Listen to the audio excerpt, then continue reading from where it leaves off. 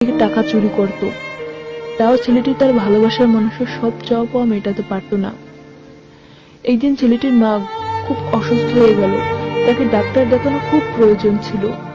ছেলেটির বাবার কাছেও কোনো টাকা পয়সা নেই, তাই সে কয়েকজন মানুষের কাছে হাত পেতে খুব কষ্ট করে কিছু টাকা জোগাড় করে আনে, আর টাকাগুলো ছেলেটির পড়ার টেবিলের উপর রাখে।